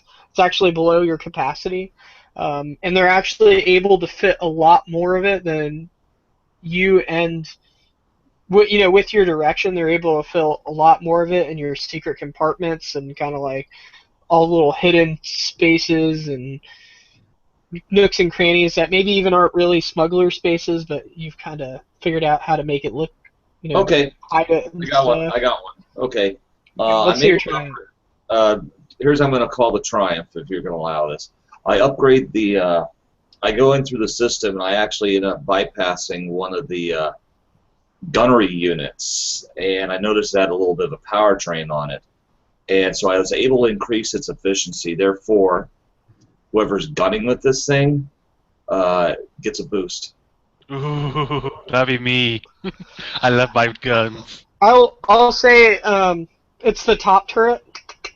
Yeah. Because it's like in any of the YTs, you have a top turret and a bottom turret, and you It's also only one have. turret. Only one turret. I know, and then I'm explaining the weapon systems. You have the top It's the turret, bottom targeting turret. system on the top turret. I increased its availability. I was able to increase the range on it, so it makes it anyway. So the targeting computer on the top turret is actually improved, and that's what gives the boost. Well, what I was gonna say is you've actually what you're going with before, the energy wasn't optimized, and you were able to calibrate it better to where the blast is more efficient, and it's also more stable. It's not an unstable blast. It's like boom, and it's perfect, or as close to perfect as you can get it while just spot checking it. But the captain also has twin lasers that are seated under the cockpit that he can access through his area, or the co-pilot can if the co-pilot's in the seat next to him. However, in order to do that and make a piloting check, you're going to suffer a strain, just so you know.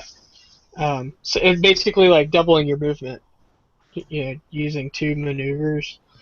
Okay. So, if you're busy fixing something in space combat and he's got to fly and shoot while the two gunners are doing stuff, that's just kind of his he's gonna have to sacrifice, we'll say, 2 strain in order to calibrate it all. I mean, he's a great pilot. I'm sure he's a decent gunner, so it's not really that big of a deal for him. And this is, again, y'all's ship. This is y'all's home. You've lived on it for so long. You know every inch of it. Anyway, so they finish loading it up, and they're like, all right, so we're going to get out of here, but, my kids ain't going to feed themselves. You understand? Oh yeah, we'll toss them a couple of credits. How many credits, specifically? How many credits? We'll give him 25 credits. He takes it, and he's like, cheapskates. We loaded that good. Shh. You hear this, boys? You didn't get a tip. I got it.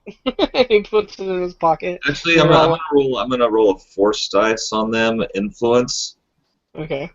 A basic influence, and it's basically they're actually happy with it. I'll take the light side. I hope so. Okay, but I mean the dark side. Leader's happy. We scared them. That don't talk about it. Just the leader's happy about it. The rest of them are they're just kind of used to it at this point. So the ship's loaded. Don't agitate a bunch of Jawas. I think that they'll wind up taking the hubcaps off our vehicle if we're not careful. Yeah, basically. They won't now. Yeah, they definitely won't now. Oh, You even see one Jawa who like stole a little piece of something. He puts it back and looks around and did anybody notice? And then runs out of the ship. Attaboy. What we could actually do with a little Jawa, you could get into all the small places. you probably could fit in your mouth. So you guys are loaded Captain, up. Do you still have that open airlock policy? Yes, all disputes will be solved by airlock if we can't solve them like civilized human beings. Or civilized things. Most of you're the only human in your crew. If we can't solve it in a civilized fashion, we'll solve it at the airlock. And by the way, I don't consider this ship mine. Just even though I might jokingly talk like that, I assume that we're like a complete team here. Like we all have buy-in for the ladies' gambit. So this is kind of how I pictured it. You are the primary signer on the loan, and then as you added each of them to your crew, I'd probably say you and Thumb are the two signers on it, and then as you added each of them to your crew, you had them sign it and give you some of the credits, so they have equal stake in it. So you guys are all partners on the ship. That way, when you guys split the rewards of whatever you're doing, the payment, each of you gets an equal share, and then each of you puts an equal share into paying for stuff on the ship. However, as you guys are starting to put the loading dock up, you have a knock basically at your door, and you see Yanni standing at the ramp. Mm-hmm. I say, I guess I approach the door because I'm the closest, so I approach the door and sort of slide it open, and of course I have my gun pointing at the floor, and I say, "What do you want?" She says, "I decided I'm coming with you." Really? Yeah, and she doesn't wait for you to let her in. She kind of pushes past you. She doesn't do it to where she's aggressive or anything. She just kind of slips past you and walks into the common area and sits down where you were playing, your monster chess or whatever. And she picks up where the computer's turn and plays for the computer. And then after her, two Jawas come in, carrying her stuff basically, and find the if any of the cabins are open, and just start unloading it for her and leave. Right. As they do that, I call over the intercoms to the captain and say, "Captain, we've got a problem here." Problem? What's the problem, Lola? It seems the lady in blue has showed her face on our ship and wishes to come with us. That's a negative. We're not taking any passengers. Wasn't part of the deal. Well, she's here. She's on the ship and she's unloaded her stuff onto the ship. You She's already got her already made unloaded? herself comfortable. Mako, whoa. Wait a minute. Let me get this straight, Lola. You gave her a room. You got her unloaded. Is there anything else that I need to know, or you want to fly this thing too? No, she didn't do any of that. They just did it. She's walked. I mean, unless you want to forcibly stop the Jawas. I cut the comm. She walked straight onto the ship. That's what I'm saying to you. No, I'm not talking to you anymore, Lola. I cut the comm. Do you come down to the common area? Do you wish me to sedate her and get her off the ship? No. Do not sedate her. Do not do anything that would make her grandfather mad. She is. Let me go welcome her, and make sure she's comfortable, and we'll just get going. Let's start pre-flight, and we'll just try to be very cautious about what we say around her. Okay.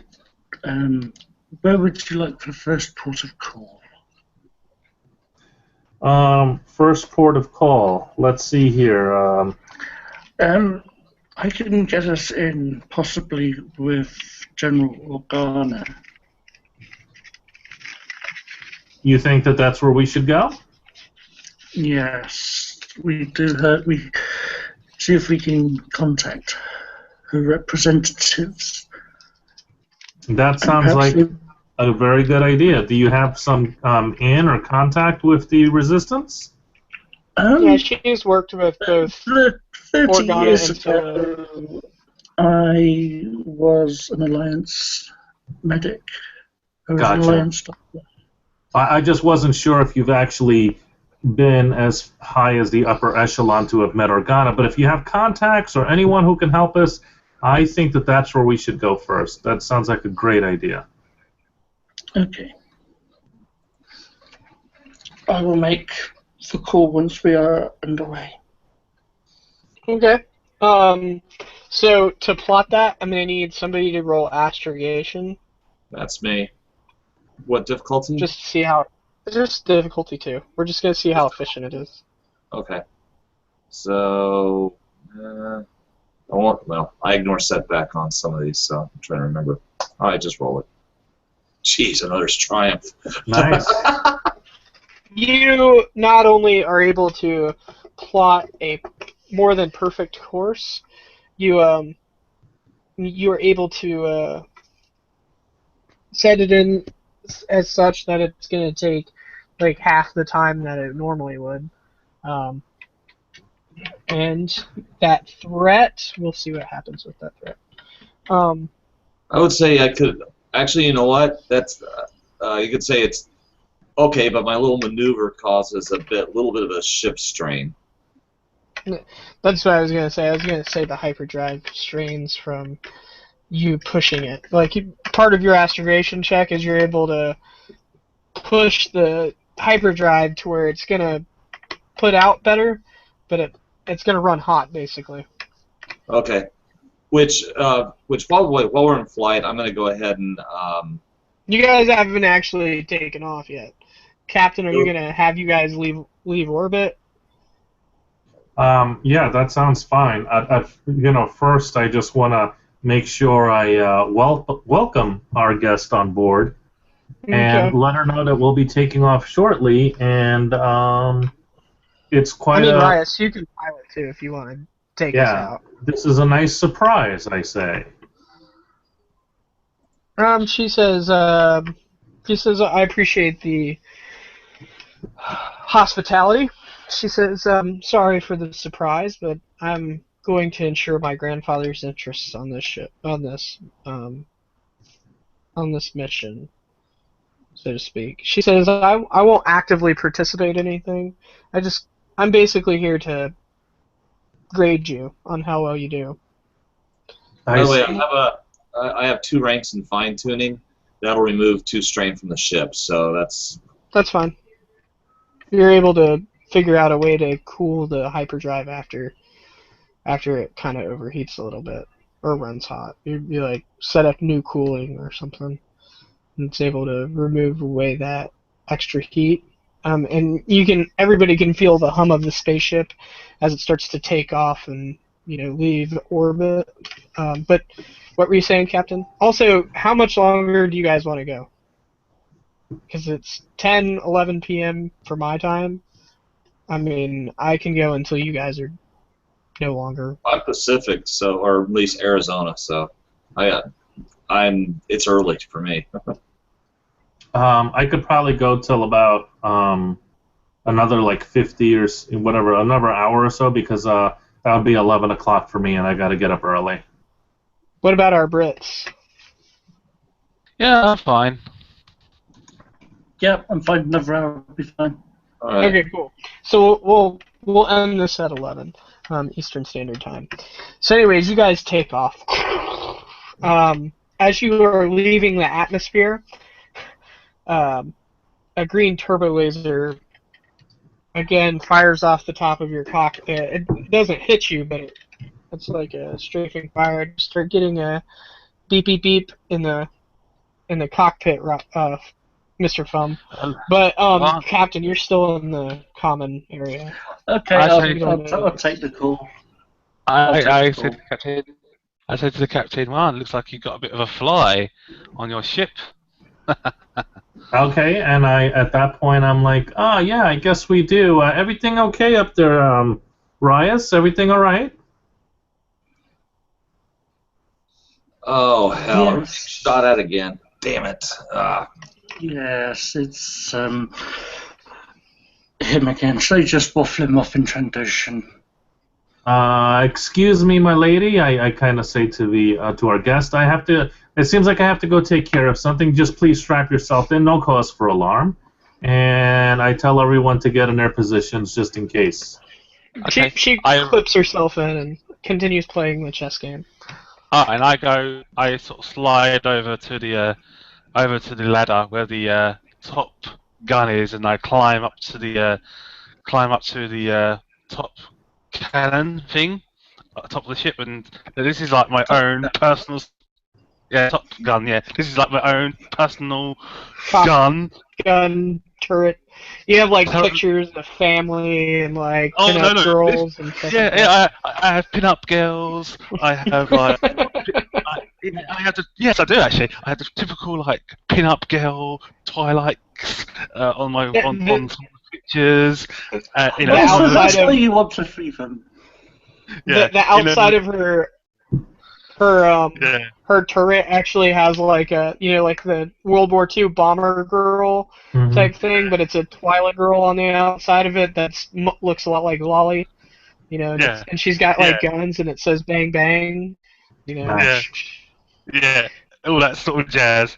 So yeah, I like it. yeah. It's totally Doc, like. what about you? What are you gonna be doing? I'm Our actually going to tradition. try something, and we'll see if you think I can do it. Okay.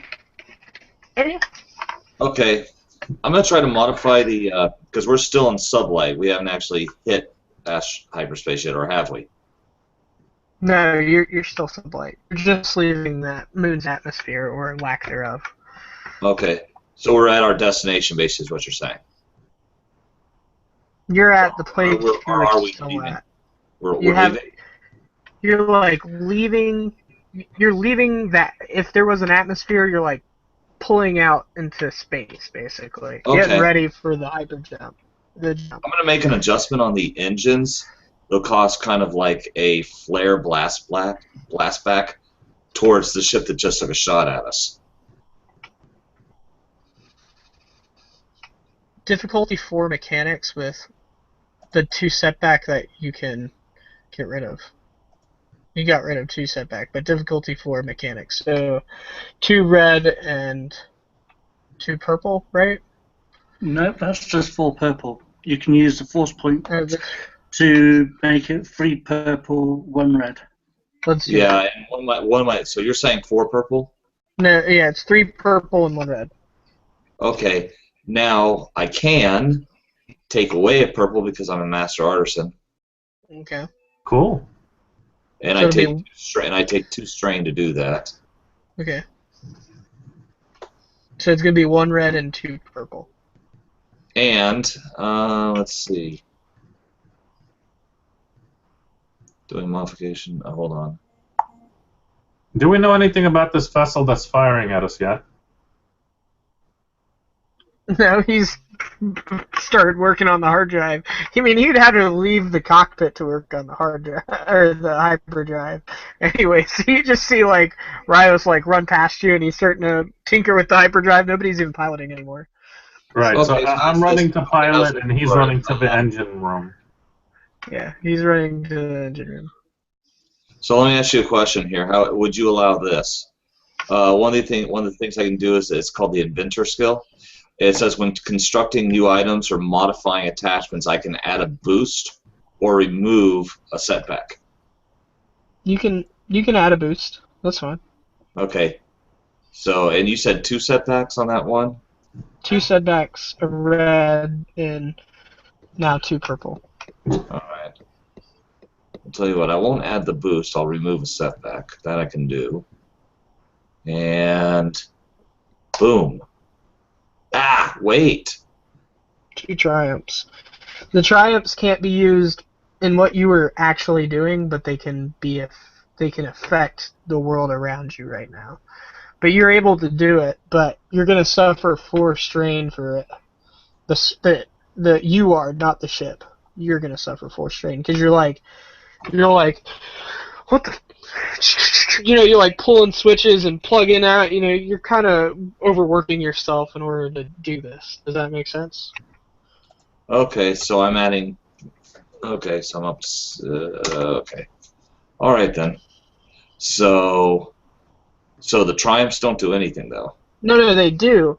Like but they're not going to directly be involved in you working on the hyperdrive. They can be other things that are going on with the ship or the other ship.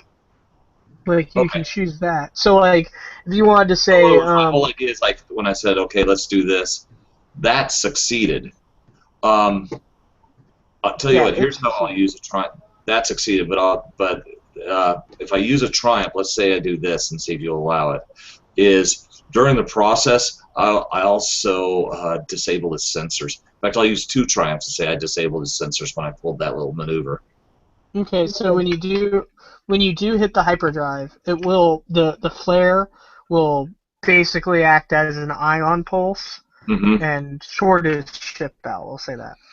I was going to say, how about using a triumph as he gets caught in the backwash? There's some residual EMP, and it fries some of his circuits. So basically, the same thing I said. Yeah, that's fine. But Captain, you've got to get to the cockpit to, kick her. Well, okay, I've done all this stuff. I'm like, okay, punch us into hyperspace now. We're ready. Yeah, I will run up there and punch in the coordinates that he's put in. Okay. He's gonna get 1 shot off at you. That's fine.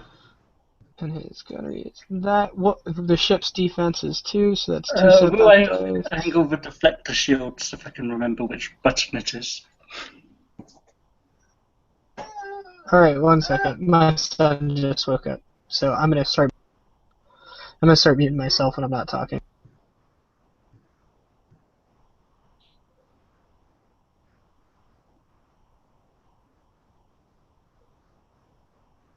The ship takes no damage, actually.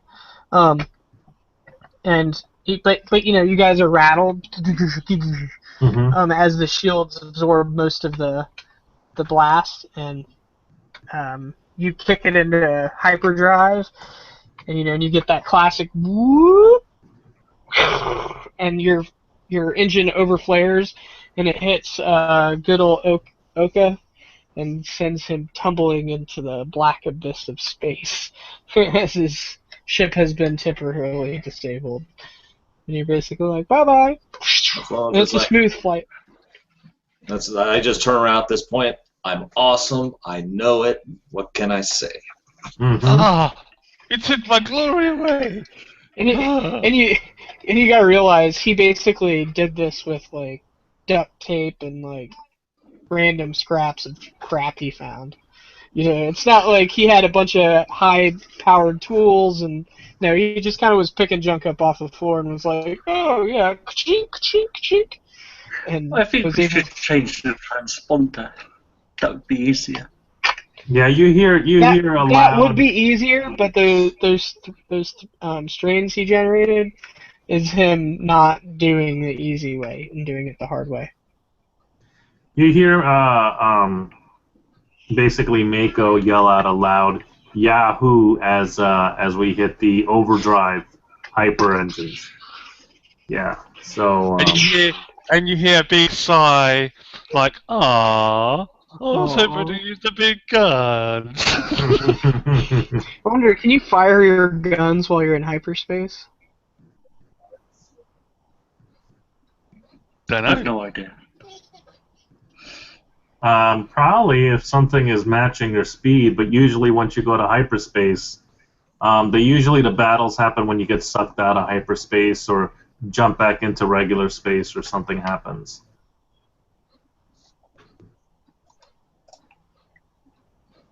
My Ninja Turtle is gonna join us for a moment.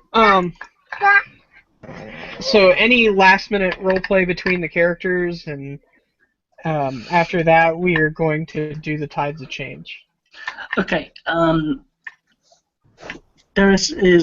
doc is going to see if she can get a contact up and running in the Resistance, the former rebellion.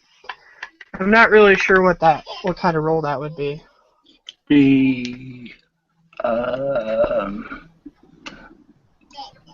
What is she trying to do? Get a hold of someone? Yep. Yeah, she's trying to get a hold of somebody to get a hold of Leia Organa. Oh, that would probably be either I'm thinking either computers or something like that, like if she's trying to contact them via computers. Other than that, it would be streetwise if she's just trying to contact the right people through regular, like, phone call type things, or using the, what is it called? Not the Cortex, but whatever they use for Star Wars. HoloNet. The HoloNet, yeah. So I would say between computers and streetwise. You can pick whichever one you like better, streetwise or computers. Or if you have like huh? You like Carry on. You were saying. Or I was gonna say if you have like a knowledge of some sort that might help, you could use that. I have education. If that's any good. I don't think education would apply in this one. Okay. Law. Sure, you can use lore. It's kind of where is she now type of thing.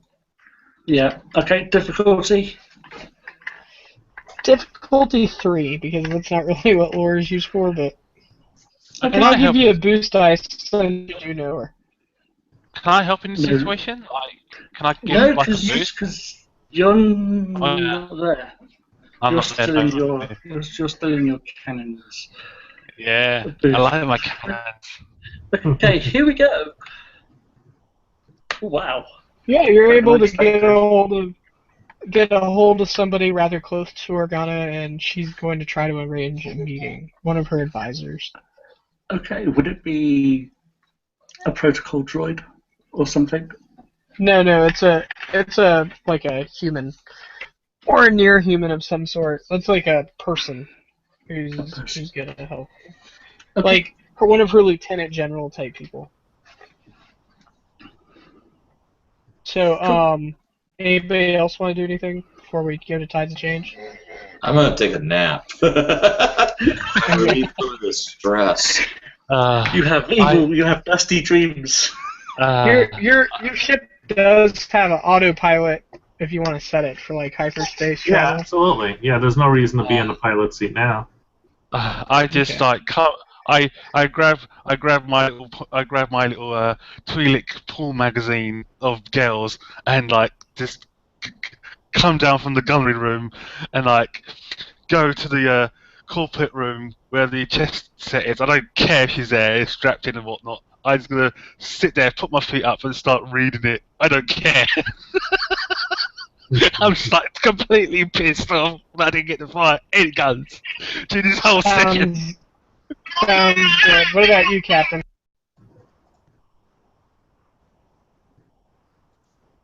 Capitan, what are you gonna do? Oh, well, I guess I'm just gonna, since we're on autopilot, I'll just go back there and start chatting up with the with our guest, and let her know that kind of stuff doesn't usually happen. It was just old friend of mine, and just basically bullshitting her and saying why exactly she wanted to come. Is she wanting to get out and get some adventure, or is she really just coming to police us, or just trying to see why she really wanted to fly to Coop for a little bit? She doesn't really answer most of your questions. She says, "So your friends shoot at you often?" Oh yeah, sometimes it's just a way to say hello and show off, blow off a little steam. You know how us spacers are. She says, "Sure, whatever you say." And then from there, we're gonna close that, and we're gonna go ahead into the Tides of Change segment Okay. of the show. And for those of you who don't know what Tides of Change are, is each of my players will give me an idea or an option, and we'll vote on it, and whoever wins the vote ends up. That's what happens. It's kind of thing to end it, make it completely random. Okay. So we'll start with the captain. What we're gonna do is you're gonna make one thing good. Your tide of change can be one thing good happens and one thing bad happens, and then you guys learn something. Does that make sense? So good, bad, and intel. There you go. Okay. I guess something good that can happen is that we're granted access, I guess, to rendezvous with someone high up in the resistance to arrange that meeting that we were trying to do with the princess. I guess it has to go to Princess Leia Organa herself, right? So we get a good contact, we get a good in, that'll take us there. Something bad that can happen is well, something happens that we get either ambushed along the way, or our ship gets damaged somehow, getting pulled out of hyperspace. We're going to use the ambush idea. Well, Okay. that's what we'll say. And now, what piece of information do you guys learn? What piece of information we learn? Yes, it needs to be relevant to current events or the mission you guys are doing. Okay. I'm gonna say that our one piece of information that we know that we might learn is that the girl actually has a little bit more info on that new faction that she was letting on, and she's willing to spill the beans.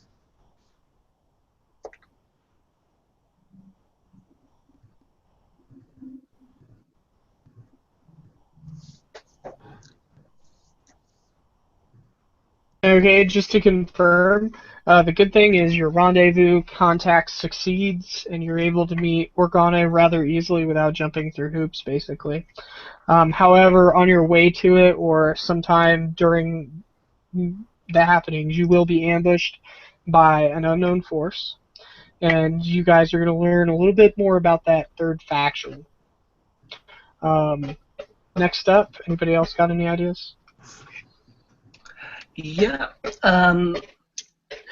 Our uninvited passenger didn't announce to anyone that she was going to leave and come with us, and they think that we've kidnapped her.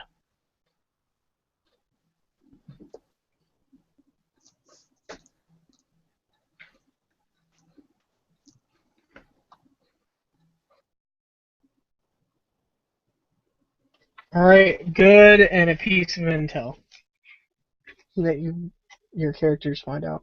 Oh, God. I've no idea about piece of intel. We get more information on the state of the galaxy that we haven't known since we've been isolated this long. So. Okay.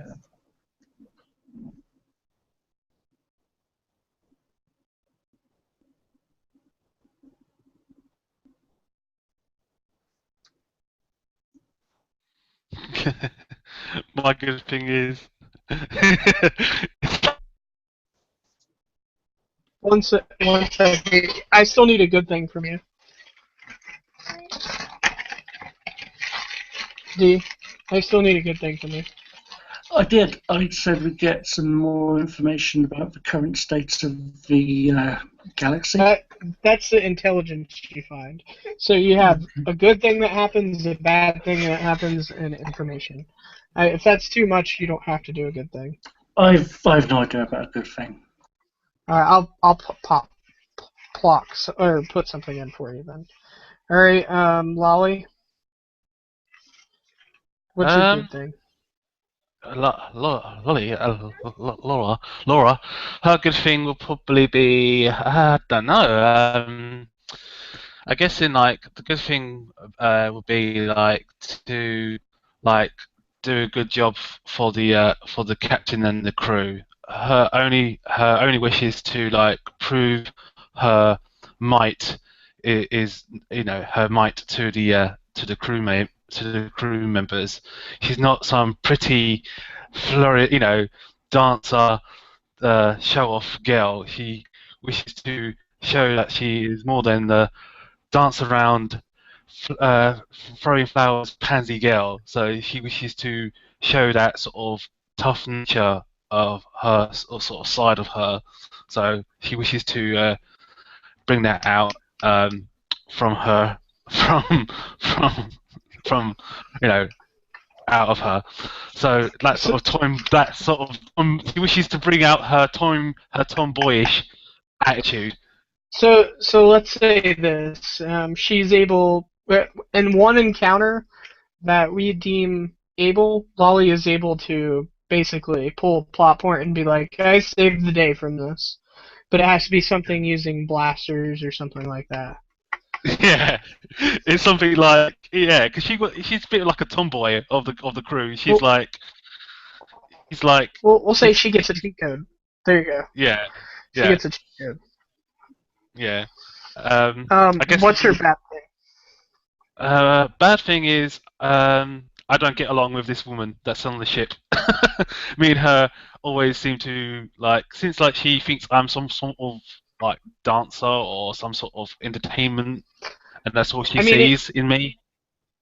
so just so you guys kind of get a drift from what I get from the Tides of Change, they're more like less centric on you guys, which they can be, but it'd be like the captains, they're able to get a successful rendezvous, but we get ambushed and we get more information on this specific group. So like yours isn't a traditional Tide of Change as far as I know.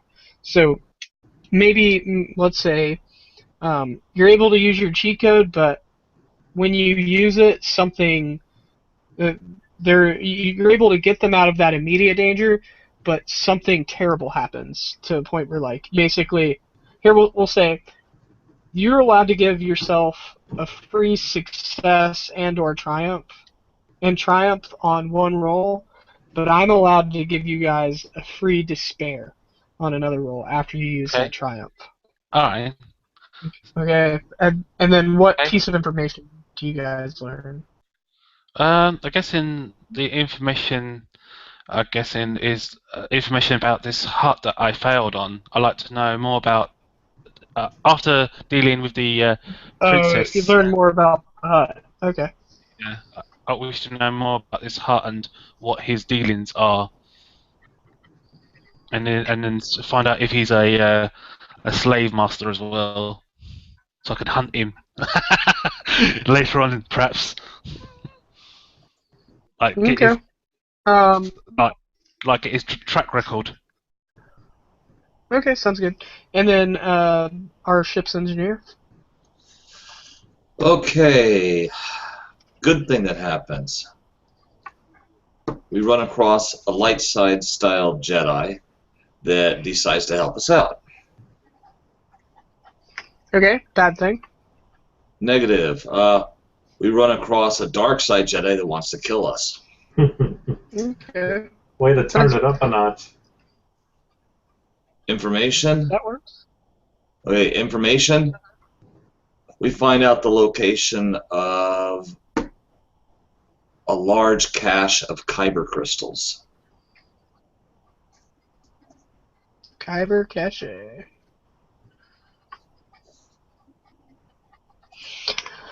All right, guys. We're gonna go ahead and end our broadcast here. I hope you guys enjoyed One our other thing. time. Oh, excuse XP. me. XP. XP. I was gonna do that after the Okay, end that's of the fine. broadcast. Oh, you mean after you Okay. shut the broadcast off? Yeah. So Okay. let me finish that real quick. So like I was saying before, hope you guys enjoyed. Hope my players enjoyed. I enjoyed. It was a fun learning experience for me. And if anybody sees something that I can improve on or whatever, please put it in the comments and let me know. But again, this is Tides of Change, and this is the Hyperspace Chronicles episode 1, and we will be going into episode 2 next time. Yep. So have a nice night. All right. Thank you.